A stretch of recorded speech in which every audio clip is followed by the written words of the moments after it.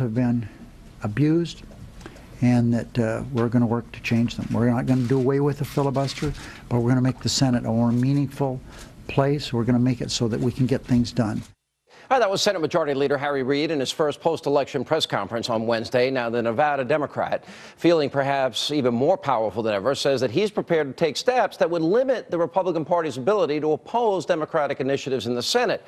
What happened to working across the aisle, civility? Well, clearly, Harry Reid, the Majority Leader, has no plans to end the partisan politics. Back with us now with a reaction to what smells like an abuse of power. Republican strategist Noel Nikpour, GOPAC President David Avella is with us.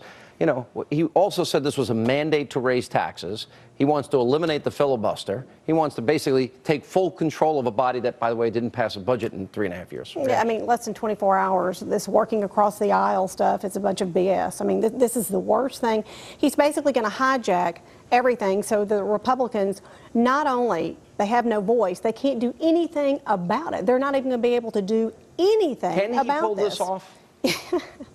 Look at the Obama administration. Look at the whole of what the Democrats, the liberals, have been able to do so far. They have ramrodded all this stuff. I agree with all of that, and the abuse of and the accumulation of executive power has been unprecedented. But can Reid pull that off and take the filibuster out from underneath the Republicans? Well, ultimately, the Senate leader and the majority get to set the rules. So does he have that opportunity? He does. That said, look, to use terminology that Harry Reid would understand, you don't want to play in his casino. He's going to stack the deck against you when he knows his ideas are wrong. And that's what he's trying to do to Republicans. And let me also say, Sean, it's also what he tries to do to Democrats who actually want to try to do reasonable things on the budget. When Max Baucus tried to put a budget together, he said stop. When Mark Warner said let's work with Republicans on offshore drilling, you stop it. Let me ask you this. Boehner says that, you know, Obamacare is the law of the land. He was asked if he was going to, you know, go back, try and repeal it. Can't they defund it? Yeah, they can. And, you know, another thing that Harry Reid... Why don't they do that? Why is Harry Reid fighting and the Republicans are caving before they even negotiate? Well, they're letting him do it. I mean, look, he's got